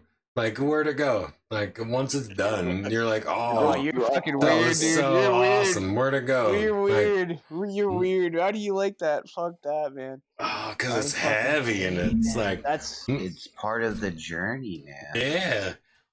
dude. To come up on the rusty whites, I was like hugging a pillow and like, holy shit, like it was. Like, I found fuck, the what did I do?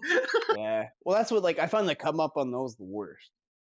What was Like funny? everything else Like, is good. Everything else is good, but the come up is like, holy fuck. I went like hella out of my way because I'm a huge pasty fanboy, dude. I went hella out of my way to find like a 3rd degree print directly from pasty white. So I grew some Nice. fucking rusty whites and they were noodles, dude. Like stupid fucking noodles. Like if I would have grown that tub of anything else, I'd have been just like stupid fucking noodles, fucking straw, because it's gonna dry down to nothing. It's grass. And it did. It dried down to nothing, and it was grass. And I gave a half to a homie, and he hit me back like 2 days later. They went and did this river ride, and they were like, "Dude, we almost had to have people rescued because they couldn't get off their inner tubes because they ate a pinch of that." And I was like, "No shit, I didn't even try it. Like, none of that rusty because it looks so bland. Like it didn't pinch, it didn't bruise." It's a Yeah, weird one. no, and I think there's something to be said actually for the apes because like once the come up ends, then you're kind of like so relieved that it's over that you can kind of possibly enjoy the trip a little bit more because it's Yeah. like you fought your way there or something. At least I would have to. Yes. Um, I love another that one, bite. yeah. Oh, that's a good term for it too. A bite. What's Yeah. what's ape though? It's albino. It's just straight albino penis envy, right? It's PF Yeah. albino Albino. and PSNV. Oh, Yeah, the classic like dark capped apes. I think there is like albino penis envy out there, but the classic So like sporework apes that are penis, PF yeah, albino and penis envy. Hmm. yeah, the penis They're envy and albino were Starry isolated by Night, doing. Starry Night Ape is classic PF Yeah. albino. Just for anybody listening that might not know. Oh, is it really? What's Is it just PFL? What's PFL stand for? Hell, even some of my Yeti looks like fucking ape, to be honest with you. so I was Like, talking to somebody about it and apparently Sporeworks used to have ape and now it's ape V1. So maybe the ape V1 is that PF albino crossed with penis envy or do you know Oh anything no, about that? there's no I PF don't know. albino cross. Workman just dropped some shit like 2 months ago, and he was like, "I'm back working at Sporeworks." What? And Drop you Sky Guys 3, it has more veil. I don't know. Hopefully, he's working on some shit and finding new shit. Actually, he just posted on Instagram the other day about some new shit he found. Yeah, it's Do good. they do they sell LC or is it just is it spore syringes? Well, like for the longest time, the Sporeworks was like the place to get an actual clean spore syringe, but they always sold their ape and LC, and everybody said they didn't, but they did. Like it was straight up LC, but they're still selling their ape and LC. Yeah. I was just talking to my buddy about it the other day and he was saying that like spore syringes are inherently dirty. And I was like, I don't think that's necessarily the case. I think that if you grow in a gasketed monotub with latches, right? Like, are they inherent? Like, you can get clean, like 100% clean spore syringes, can't you? Yeah. Would you? Yes and Yeah. Depends how no. it's done. Yes and no. Like Anytime I've used them, it's always been contaminated bullshit. I've always in had my better. opinion. I've always had better luck just like running a print to agar and then growing it out and then making a clone. Yeah, straight up. Like Yeah, the I'm spore syringe to grain is mm, sketchy to me. like culture syringe Yeah. is far more gooder to me. That's all I've I ever don't know. used. Was that? But the only spore syringes I've ever used, I've actually bought from Workman at Sporeworks.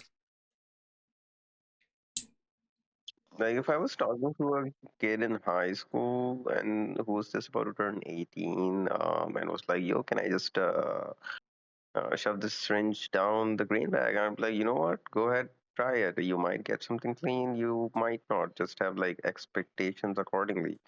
But if you were to do it on agar, it's 100% success every time if the tech's sterile, I guess. Yeah, I was just So trying to settle that how because many I do. variables do you want to add? Yeah. Yeah, I would never inject a straight spore syringe onto grain, but I just kind of wanted to be right in that argument that it is possible to get a clean spore syringe. I mean, Oh, dude, I've done it so many fucking times. I've had a lot of So successful many growth doing it. times. Don't let these fucking fuck the Shroomery motherfuckers all day, every day. If you buy a clean spore syringe from well, I will only endorse Sporeworks. But if you have a clean fucking spore syringe, a 100% clean spore syringe, there is no reason you can't just send that straight to grain. Yep, Like, it works. It's don't. just fucking slow work, to be honest. And less, it's a dice roll. But no more than a dice roll of me putting it to agar and then sending it to fucking LC. But at the same time, a dice roll. Oh yeah, it's a dice roll for sure. But you know, like I said, I've done it a bunch of fucking times, and it's been successful, to be honest with you. And the website I used to get them from, the Spore Depot, that was years and years ago. Fucking yeah, Spore Depot. I want to get something. You just squirt a little on the agar there, just like you would a swab or a LC or anything else, and it colonizes eventually, I'm guessing. Yeah, Of course. eventually it depends. Like I've had them take 2 to 3 weeks before I even saw growth. Dude, you still ain't changed that fucking smoke detector battery. My bad. That shit's been beeping at me for like 3 months, dude. I'm gonna send you a 9-volt and a Syringa Ghost. How about that? And then just be done with it. Cut it off the fucking wall. Puts the syringe in the sensor and puts the batteries in the grain. That did it. I have a new question if we don't mind switching gears just a little bit. I feel like I'm talking a lot. Acceptable. Yeah. I'm just kidding. Let's go. Anybody? So I haven't tried DMT yet at all. And I was talking to somebody about the carts, like, this Yeah. guy I was talking to actually does it throughout the day, like, and he says it's What? really helpful. No. Yeah, well, he'll just do like a small No. puff here and there and kind of coast. Yeah. Yeah. Has anyone ever done that? Well, I mean, if that's you actually make something I'm interested in that question too, because there's a legit website that a guy I work with, he orders MDMA off it. Yeah. And he gets it and he tests it and it's pure. And now they're offering DMT fucking vapes. No, don't do it, Yeah, dudes. We have a channel and you can totally make your own deems for like pennies for the cost. And like it's a thing. I made my own too. Just go to that channel and follow the directions. And don't buy shit from random people on the internet. Please. Yeah, I thought we had to. I love you, Rose. Get rid of that. Like, I thought we had to get rid of that Dimitri channel. No, we didn't get rid of that channel. We just made it invisible, except for people that ask for it.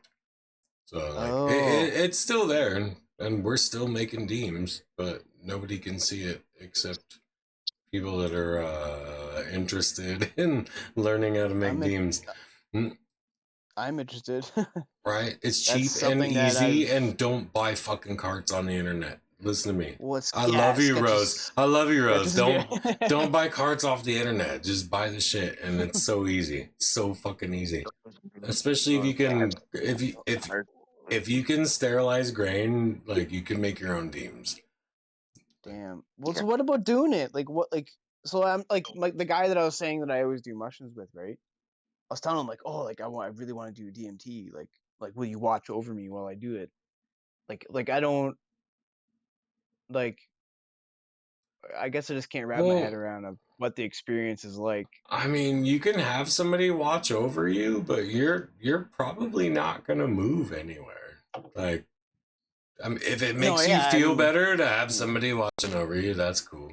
Like giving you some love and light, that's cool. yeah, that's But all I need. yeah, yeah, It's yeah. You yeah. ain't moving nowhere. Except No, yeah. the first time I did it, I whipped my dick out in front of all my friends.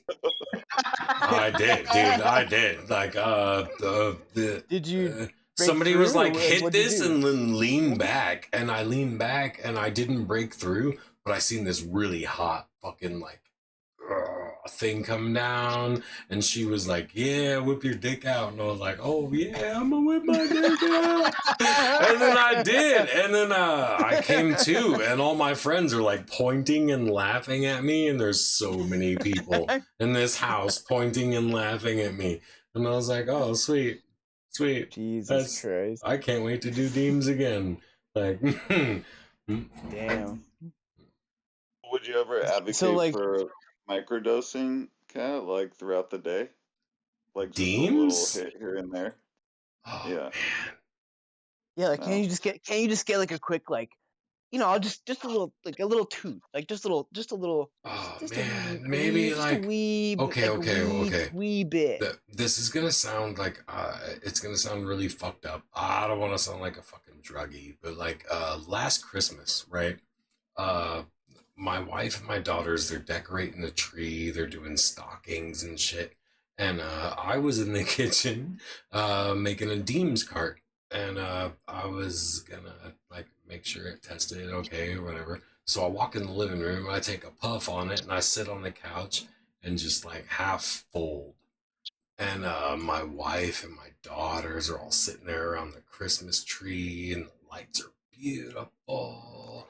And all I can feel is this massive fucking wave of love, and god damn it, it's wearing off. And I just would say, shut up. No, I'm just kidding. So I'm kidding. you're I'm kidding. I'm kidding. But yes, Deems is magic, dude. Like especially micro bumping Deems. You I'm like gonna get some Marco. Like what would you compare that, like what would you compare a microdose or a small hit of DMT to? Like a short burst of like a couple grams of mushrooms, or like a small hit of acid, or like what? more like acid, but not even close. Like it's kind of uncomparable. But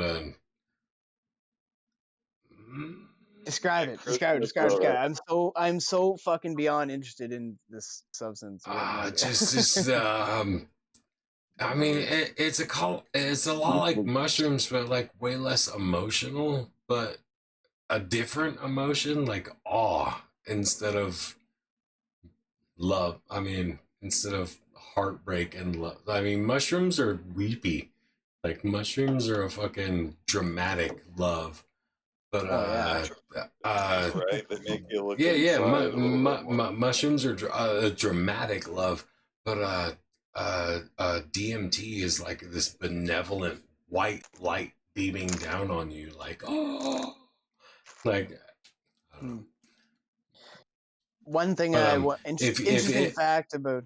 Yes, keep going. oh no, if you mix a pen correctly, you can like get a tiny little puff and just make the room go for a minute, and then nobody's none the wiser. Or you can hit it too hard and get wrapped up in your feelings and then be like hugging all your kids and then they don't know why. Like, Daddy hit What that. about Daddy hit the cigarette that smells like shoes again. That did it. what about the breakthrough part? Have you gotten that far where you like fucking go 3 big giant hits and fucking Oh yeah, dude, I've busted through a few times, and then multiple times. The best is like when you come back, like 10 minutes later? taking a deep breath, like realizing your surroundings, what's important to you, where you are, who you are, and then doing it again, and then coming back, Yeah. and then Yeah. doing it again. That sounds like a plus of DMT because I know with mushrooms, the worst experience I had was I did have like a Nirvana, like one with all experience, and I tried to do it again. I know this is taboo, like a week later, and that was definitely the worst trip of my life. I had thought loops that lasted into the next day after I had slept, and it was pretty terrifying, but that was my fault. But with DMT, you can repeat. You can go that back in. that is the worst part about mushrooms is like I already kind of don't like myself, man.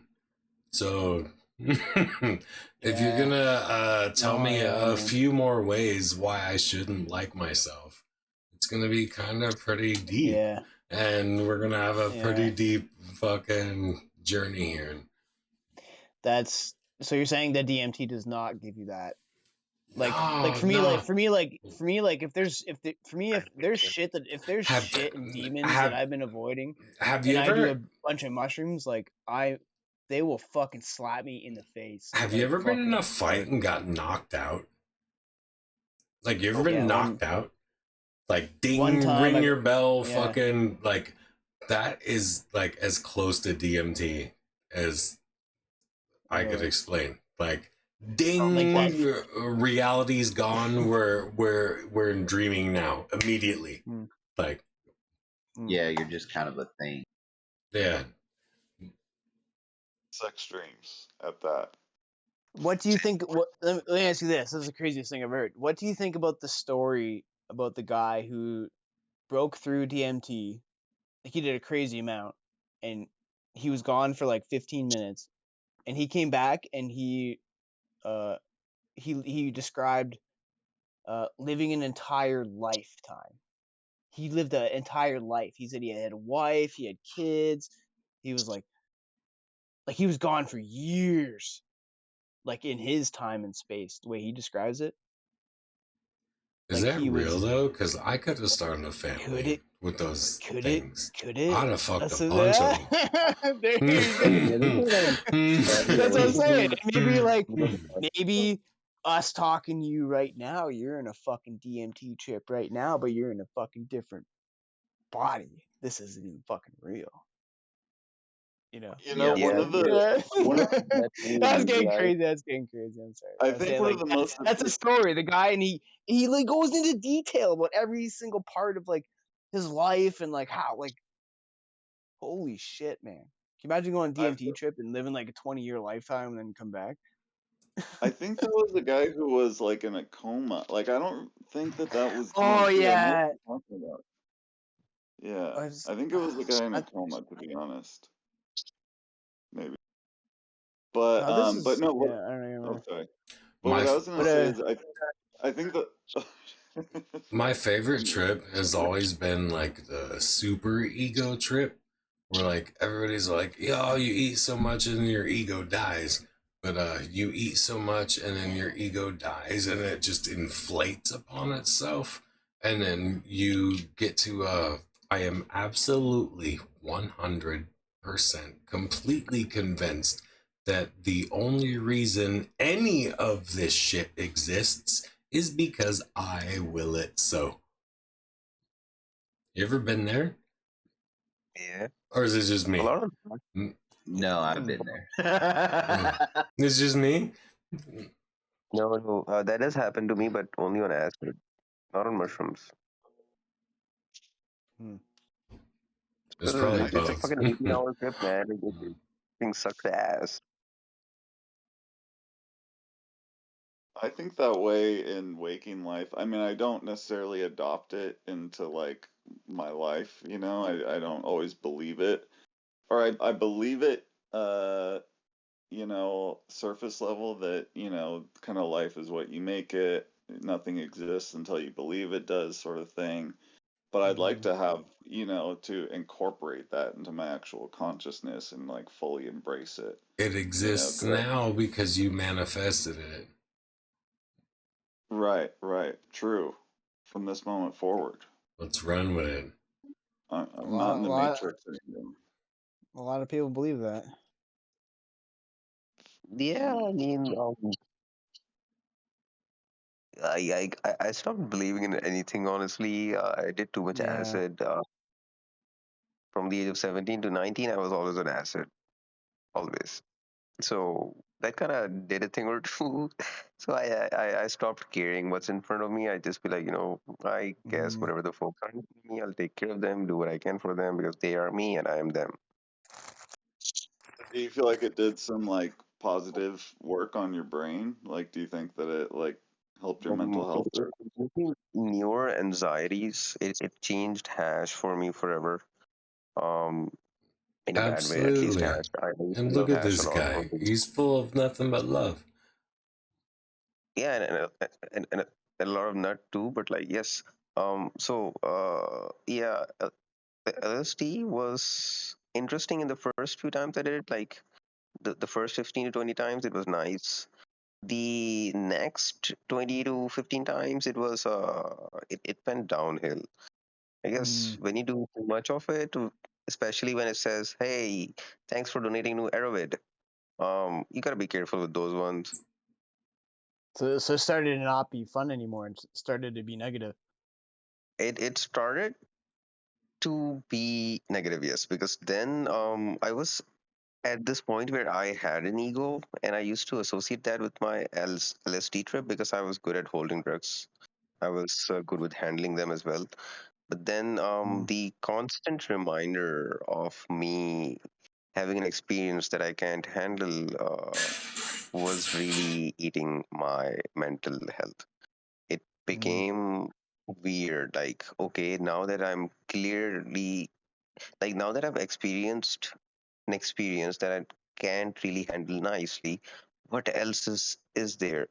So now there are so many uncertainties around me that create so many anxieties, which I think is also because of my ADHD, where acid is just not really that good all the times because of ADHD, because your mind can go towards so many directions that not all of them are good. Yeah. So yeah, as somebody who just started smoking hash, doing acid 40 to 50 times, around 480 to 500 UG, it's not recommended. For sharing that. That's. It sounds like you almost like. Well, you had like a mental dependency on it at least. Sounds like. There wasn't a dependency. It was like my friend started earning a lot of cash. He used to then order a lot of LSD from this guy named Panganoon.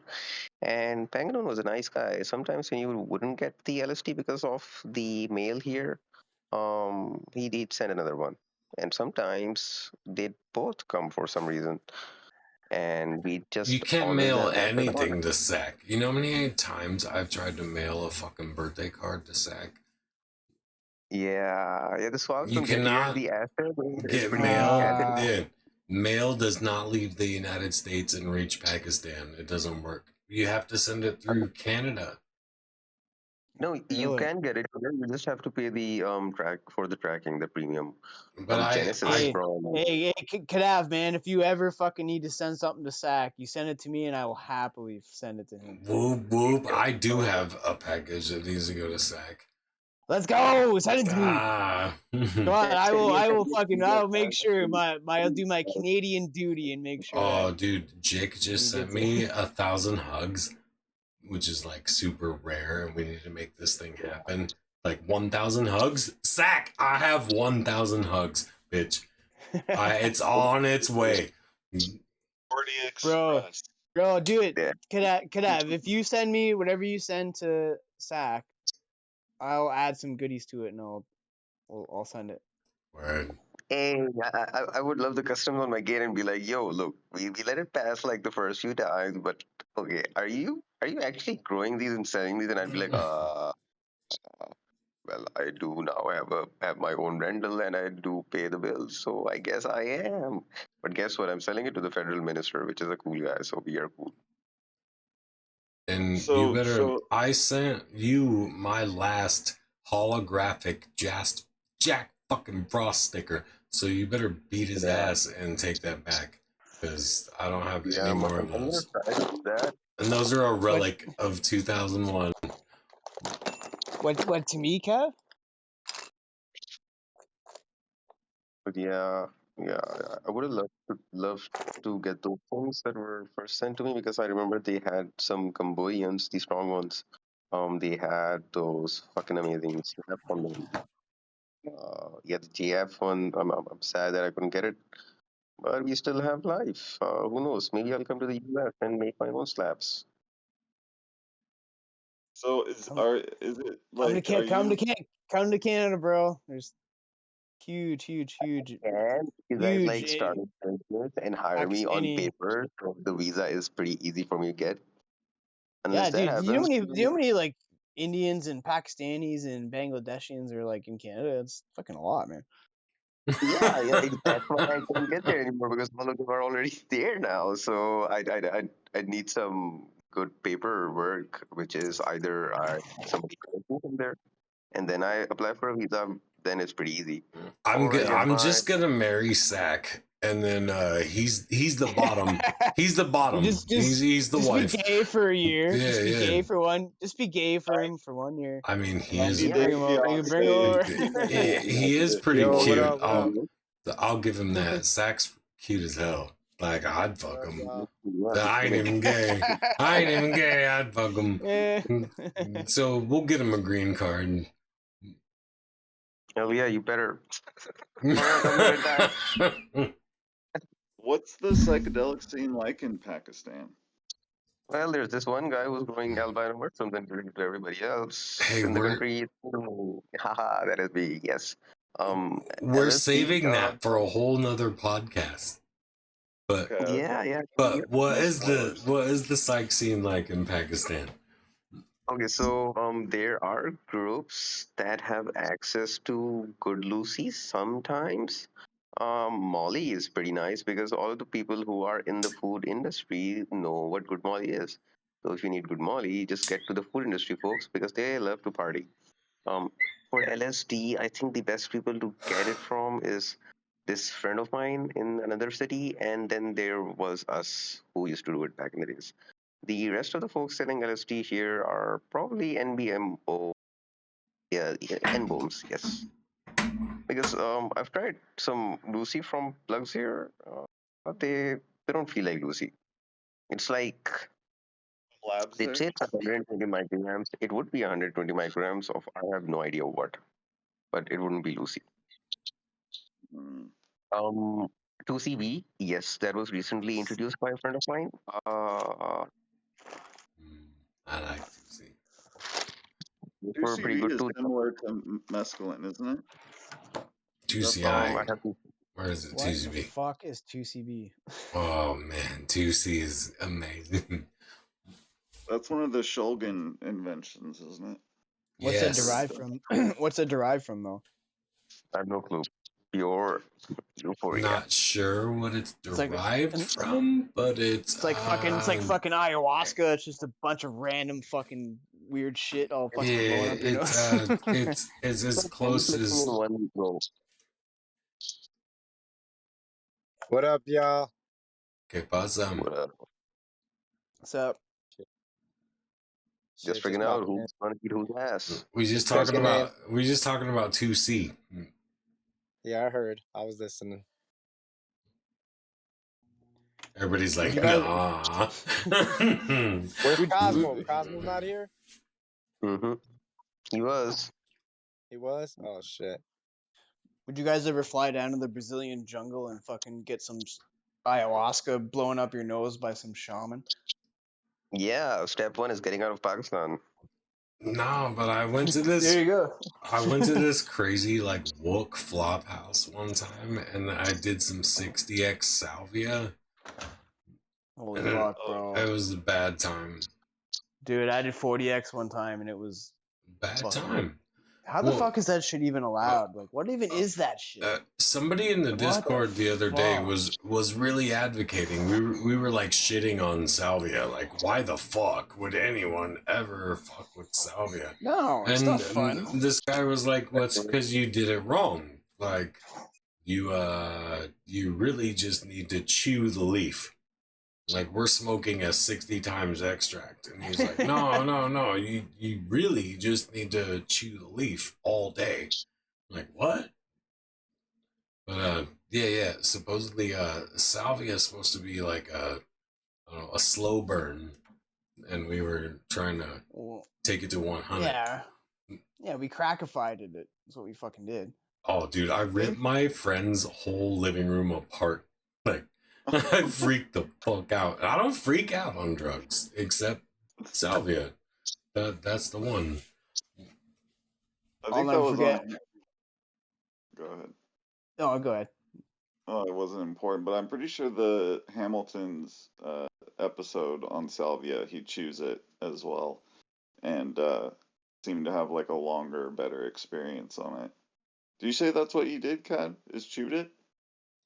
No, I was actually I was managing a head shop, and we were selling this 60x extract.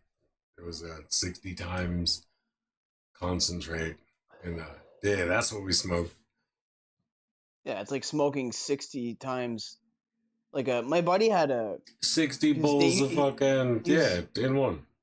Isn't that like what shisha is and shit? Isn't that the same shit? No, shisha's tobacco. Is it? I think you're thinking the fake weed, right?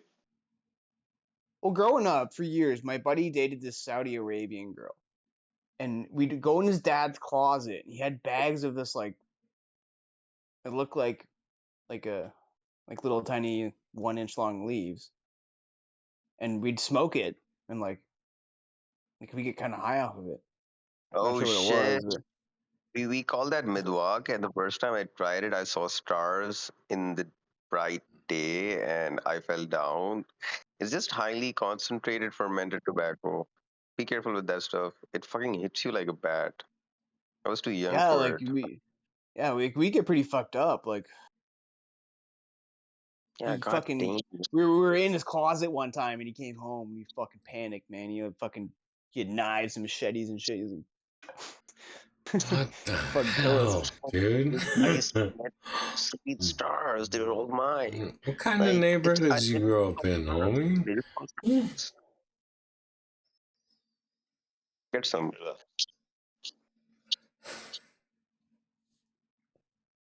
Yeah. Oh man, I love you guys. I'm probably gonna call this before like the conversation devolves too much further. I love you guys. I love you more. Did you love you more, Kev? Hey, did you want to hear the fucking? Hey, check this out. Can you hear this? Oh man, I'm gonna do it. Hey man, do you wanna join? Oh shit. Cool. What are you doing? Am I tripping again? I didn't take your drugs. Anyways, you wanna join a cult? I love you guys.